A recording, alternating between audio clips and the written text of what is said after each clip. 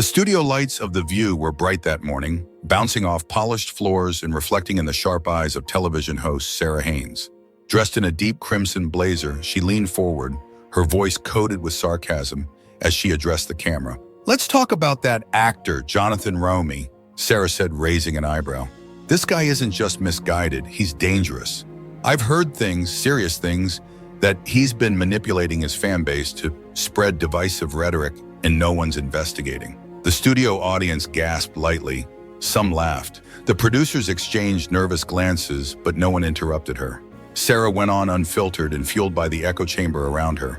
"He's not just a threat to thoughtful discourse, he's a threat to democracy itself," she concluded. The segment aired live, and within minutes it trended online. The words "Jonathan Roumie divisive rhetoric" flooded the platform formerly known as Twitter, now just called X. Commentators picked it up, adding fuel to the fire. Outrage from the left, outrage from the right. But one notification changed everything. Jonathan saw it. Inside his quiet study, Jonathan Roumie stared at his phone, his jaw clenched, his eyes narrowed. He wore a tailored navy blue suit, his silver cross necklace visible against a white blouse. He didn't blink as he played the clip of again, Sara's voice echoing in his mind. "She wants a war," Jonathan whispered, his voice like steel. "Let's give her one." He didn't wait for permission. He didn't wait for spin. He stood, grabbed his phone, and sent a single message to his publicist. "Book me. Same studio today. I'm going in." Across the country, producers at The View received the message with disbelief. "He's coming here," one gasped, "without an invitation." By the time Jonathan's black SUV pulled up to the Manhattan studio, security had already been tightened. Paparazzi swarmed the sidewalk as rumors of his arrival spread like wildfire. "He's not hiding," one reporter muttered. "He's confronting." Backstage, tension hung in the air. Sara Haines paced, rehearsing her next lines, still unaware that Jonathan was just a few doors away. When Jonathan entered the building, calm and composed, every staffer in the hallway went silent. His heels clicked confidently against the tile floor. His gaze was sharp. He didn't smile. The show was still live when he reached the stage door. "Is that him?" a crew member whispered. "He really came?" Without knocking, Jonathan placed his hand on the door handle, looked once at the producer who tried to stop him, and said, "You invited this storm. Now watch me clean it up." The door opened and the room froze. Sara Haines' voice faltered mid-sentence. The studio audience, used to the usual flow of witty jabs and pre-written applause lines, stared in confused silence as actor Jonathan Roumie stepped into the frame, live, uninvited, and absolutely unshaken. He didn't need a cue. He didn't ask permission. Wearing that navy blue suit and the silver cross still gleaming proudly on his collar, Jonathan walked directly toward the host table, the air behind him practically humming with energy. Sara blinked. "What is he doing here?" she muttered into her mic, forgetting it was still live. Jonathan didn't sit. He stood tall, directly facing the hosts, hands calmly folded in front of him. His voice rang out, calm but piercing. "If you're going to accuse an American actor of manipulating his fan base and spreading divisive rhetoric on national television, Ms. Haines at least have the courage to do it while I'm in the room." Gasps echoed through the studio. Viewers at home leaned closer. Even the production crew stopped moving. Sara opened her mouth, but Jonathan cut her off. "You don't have facts. You don't have evidence. What you have is a broadcast platform and an agenda. But what I have," he raised his phone, holding it toward the camera, "is a full transcript of my public statements and private correspondence over the last 3 months. All logged, all available for review, and all fully compliant with promoting respectful dialogue. So let's not play games with the truth, shall we?" Sara's hands trembled just slightly, but her defiance kicked in. "This is my show," she snapped. Jonathan took a step forward. "Then maybe you should run it like a place for discussion, not defamation." The audience erupted. Some clapped, others whispered, but no one looked away.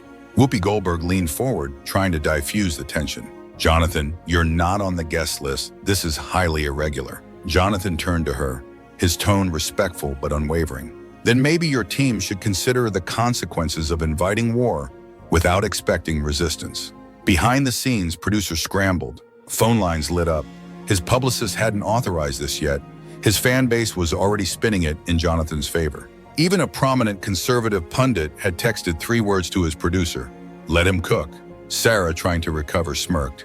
"You conservatives love playing victim." Jonathan let out a short breath, half laugh, half warning. "Oh, I'm not a victim, Miss Haines. I'm a witness. And America just witnessed you cross a line." Camera zoomed in.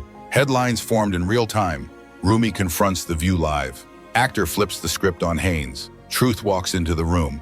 Jonathan's eyes scan the crowd, then back to the camera. If this country is going to survive the next decade, it needs more truth and fewer talk shows twisting it. "I'll leave now, but not because I was silenced. I spoke loud enough for everyone to hear." And with that, he turned. No apology, no permission, just clarity and fire. The room was dead quiet except for the sound of Sara Haines swallowing her words. The moment Jonathan stepped off the stage, the internet erupted. Clips of his confrontation were already flooding social media, edited and reposted within minutes.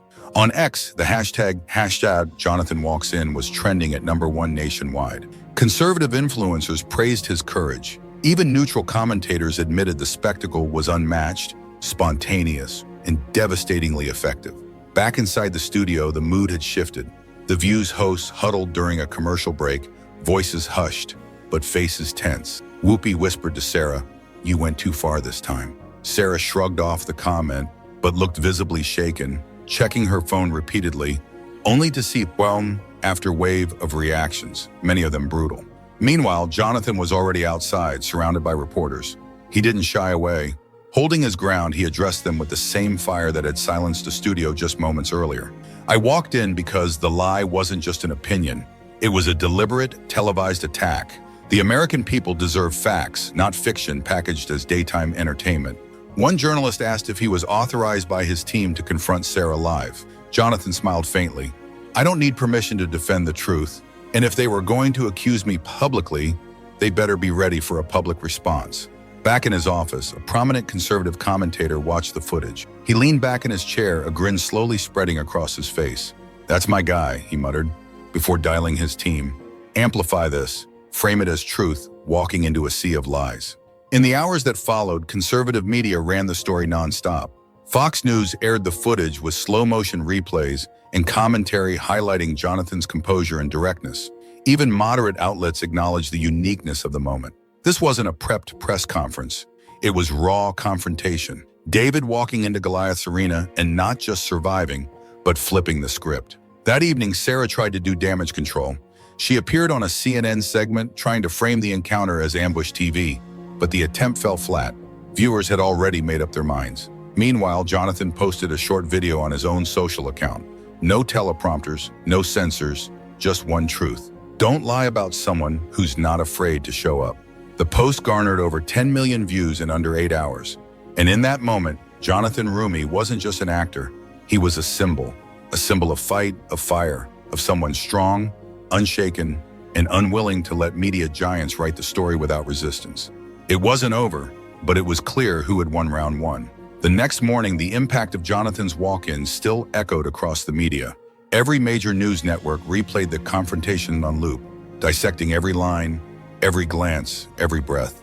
On talk radio, conservative hosts lauded him as a new kind of fighter, someone unafraid to walk into enemy territory without a script, a camera crew, or a moment of hesitation. But while the outside world was roaring, inside ABC's headquarters, damage control was in full swing.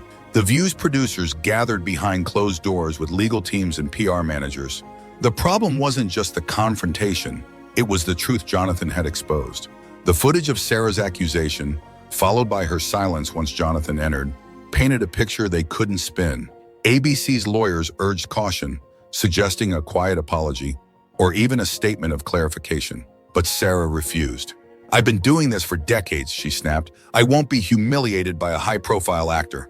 Unbeknownst to her, ratings analysts were already studying the viewer spike during Jonathan's appearance. The numbers didn't lie. The moment he walked on set, viewership jumped by nearly 20%. The audience wasn't turned off, they were glued. Meanwhile, Jonathan was receiving messages of congratulations from supporters, allies, and even a few liberals who, while not agreeing with all his views, admitted one thing: he was fearless. But Jonathan wasn't celebrating, he was planning. In a private meeting with his publicist, he laid it out. "They want to frame this as chaos. We frame it as courage. Let's use it." His publicist grinned. "I love it. You're thinking like a winner." He proposed a public statement, not about Sara Haines specifically, but about media misinformation in general. a speech titled, "When the Media Lies, the Cost of Silence." The idea resonated. That afternoon, Jonathan stood on a neutral stage, a backdrop of a simple, dignified curtain behind him. The press gathered before him. Cameras rolled. He spoke clearly, directly, with no notes. "This isn't about me," he said. "It's about truth. When someone lies about you on national television and calls it news, you have two options. Stay silent and let it grow, or speak up. I chose to speak up, and I will do it again." Behind the cameras, his team nodded.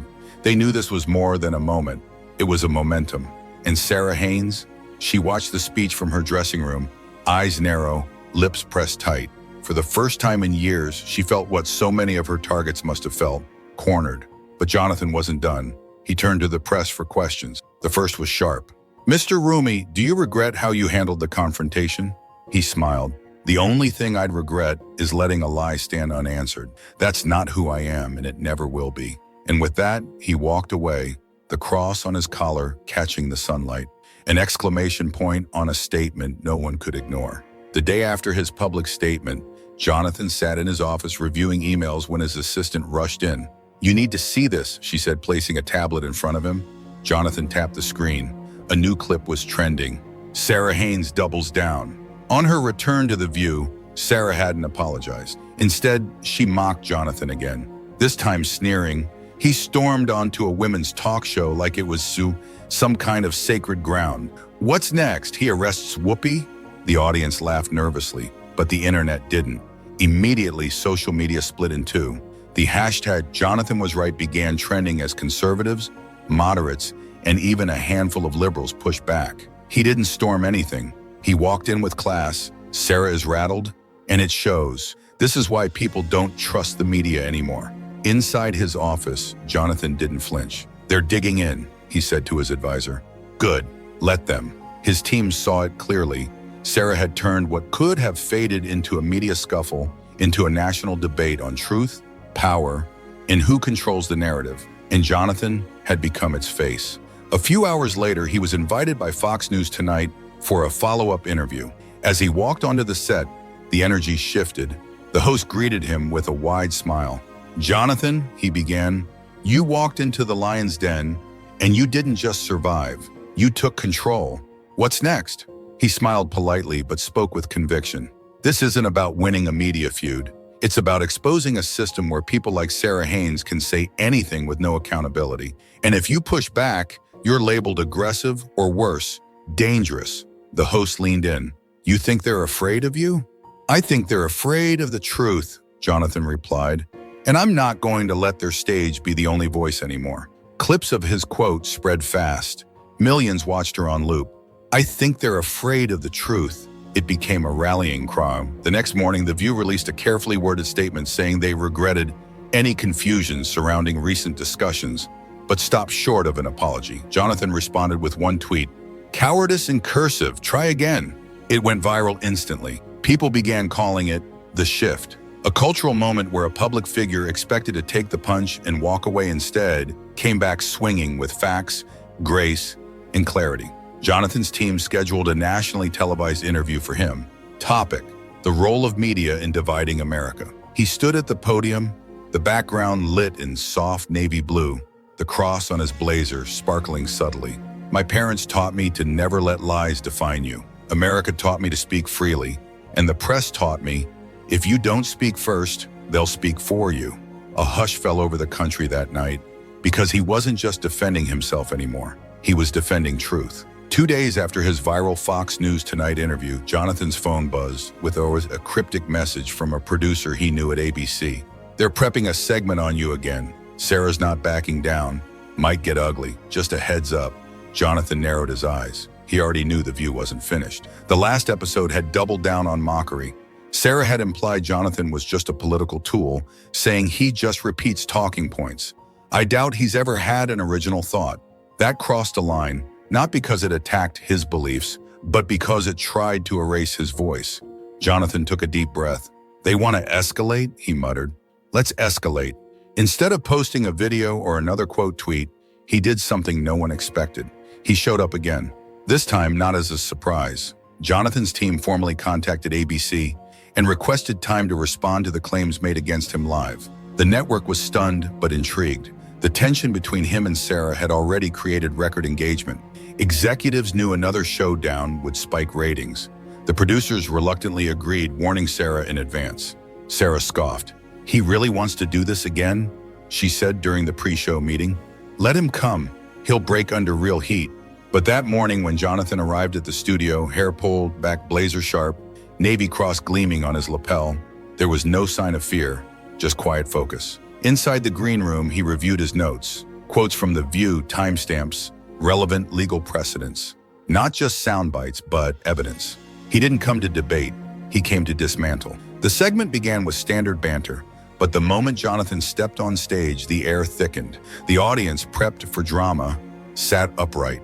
Sara barely looked up. "Well, look who's back," she said sarcastically. Jonathan smiled politely and took his seat. "Good morning," and he said calmly. "Thanks for having me again."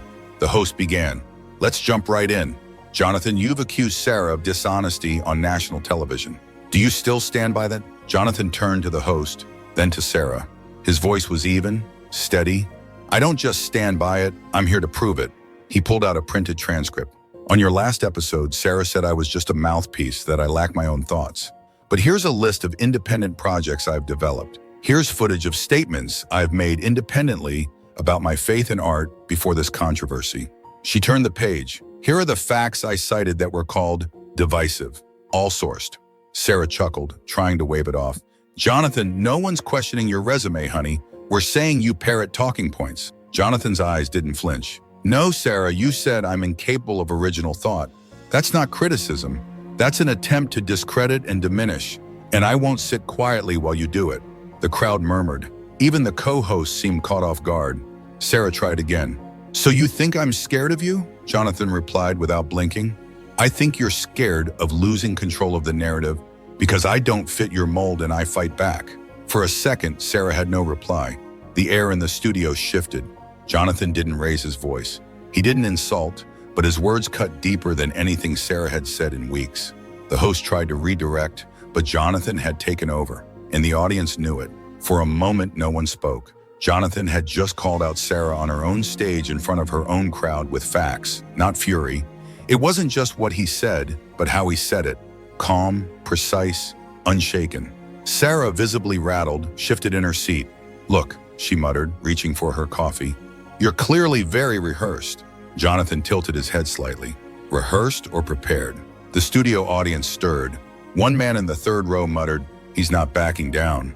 The show's moderator, sensing the tension tightening like a rope, tried to steer the conversation elsewhere. "Let's bring it back to policy. Jonathan, what would you say is the most misunderstood thing about your position?" But Sara couldn't let go. "You want to talk misunderstood?" she snapped. "Jonathan represents a viewpoint that glorifies division, that attacks the media, that silences women like me, and then has the nerve to say he's the victim." Jonathan leaned forward, elbows resting lightly on the table. His voice dropped a notch, lower but firmer. "No one's silencing you, Sara. You've had this seat, this stage for decades. You say whatever you want, whenever you want. And when someone younger, someone different, says something you don't like, suddenly it's division. But the real threat isn't what I say. It's that I'm not afraid to say it." A beat passed. The other co-host looked between them, stunned. Even the control room hesitated before cutting to the next camera angle. Sara chuckled, forced this time. "Sweetheart, I've seen actors like you come and go." Jonathan didn't smile. "Then you should know better than to underestimate me." The moderator interjected again. "Okay, we need to take a quick break," but Jonathan turned directly to her. "Before we cut, let me be clear. I didn't come here to win a fight. I came here to correct a falsehood. Being an actor doesn't make me incapable. Being a person of faith doesn't make me evil. And being confident doesn't make me dangerous. It makes me honest." That line landed hard. The camera slowly zoomed in on his face, his expression unwavering, and for the first time all morning, Sara had nothing left to say. The studio lights dimmed as the show cut to commercial. Behind the scenes, producers buzzed in their earpieces. The control room whispered, "This is going viral." Jonathan rose from his seat, brushing down his blazer. He didn't look triumphant, just resolute. He didn't come to fight. He came to finish something. Backstage, tension rippled through the production crew like an electric charge. Sara stormed off set, muttering to her assistant, "Get me out of here before I say something that'll cost me my contract." But the damage was already done. Meanwhile, Jonathan remained seated in the green room, scrolling through his phone. In less than 10 minutes, the clip of his confrontation had already hit X, formerly Twitter. The trending tag, Jonathan silences Sara. One tweet read, "Ay bohapon. That moment when you bring a sword of truth to a talk show built on spin." His comms director stepped into the room breathless. "You just broke every metric. 5 million views already. Fox, Newsmax, even a few CNN pundits are picking it up." Jonathan glanced up. And the response? He nodded. Major conservative influencers already reshared the clip, captioned it. Jonathan Roumie just walked into the View and walked out owning it. Jonathan smirked, not out of vanity, but out of conviction. He had planned to speak facts. Instead, he became the story. Elsewhere in the building, Sara Haines paced a private lounge, fuming as a producer held up his phone. "You should see this," he whispered. "People are calling it the moment that ended the old guard." Sara's face flushed. "You think this guy is the future, just another celebrity stunt?" "He doesn't scare me." But deep down, she knew she'd miscalculated. Jonathan hadn't come on the show seeking drama. He'd been summoned by a storm and walked through it like a lighthouse, with poise, with precision. Jonathan stepped outside the studio moments later. Reporters swarmed like bees, microphones in his face, questions rapid fire. "Jonathan, what do you say to critics calling your tone aggressive?" He paused, his voice level. "If a man said what I said, you'd call it firm. When I say it, it's aggressive. I'll let the public decide whether honesty is too loud for television." A reporter shouted, "What would you say to Sara now?" Jonathan didn't even flinch. "I'd thank her for the platform." Within the hour, late-night segments began drafting jokes. Meme accounts posted side-by-side screenshots. Sara glaring, Jonathan cool as steel. The caption read, "Experience lost to courage." Later that evening, Jonathan returned to his office. The framed photo of his most impactful role sat quietly on his desk.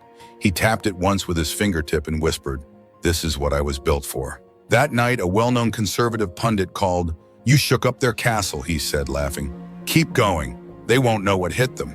He hung up, staring at the city skyline outside his window. The truth wasn't always welcomed, but it never left empty-handed. And today, it walked into a studio built on scripted outrage and rewrote the ending. Jonathan stood in the studio hallway, heart racing but expression calm. Behind the doors, the panelists on The View were still mocking him, unaware he was about to walk in. With one last breath, he stepped inside. The crowd fell silent. The cameras froze. Sara Haines' smirk vanished. "Sara," Jonathan said, voice sharp but composed, "you called me dangerous, dishonest, and divisive. But what's truly divisive is spreading lies without giving someone the right to respond." Haines stammered, "This is a closed segment. You can't just—" "But you did," Jonathan cut in.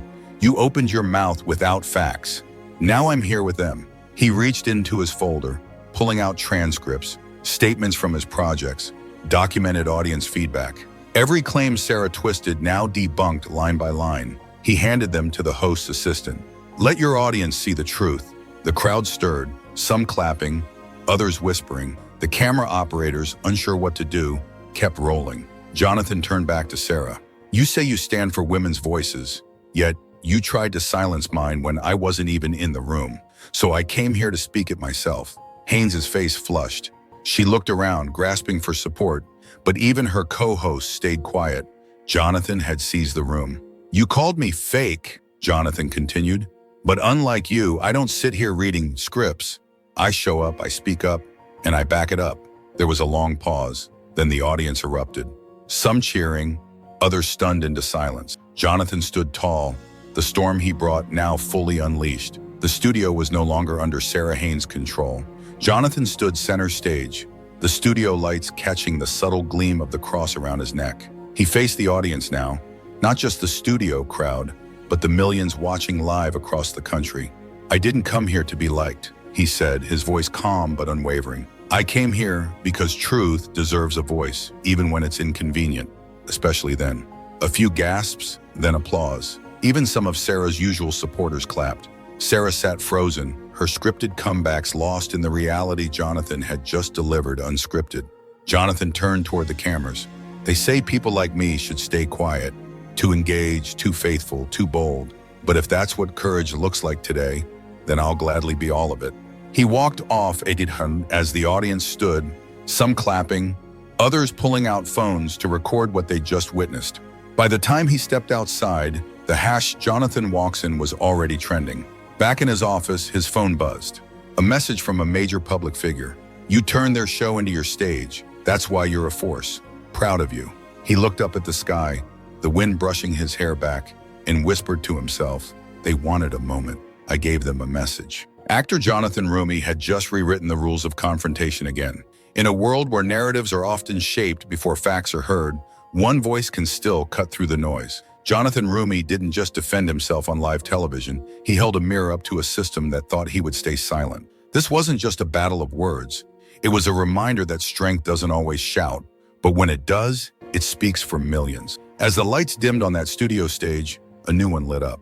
The stage of public opinion, where courage, clarity, and conviction still matter. Because sometimes it takes just one unexpected entrance to change the entire conversation. Thank you for watching. Stay brave, stay informed, and never underestimate the power of standing up, especially when no one expects you to. And there you have it, a moment that shook the studio and left everyone speechless. What are your thoughts on this explosive confrontation? Let us know in the comments below. If you enjoyed this video and want more gripping moments like this, don't forget to hit that subscribe button and ring the bell so you never miss out on our latest content. Thanks for watching, and we'll see you in the next one.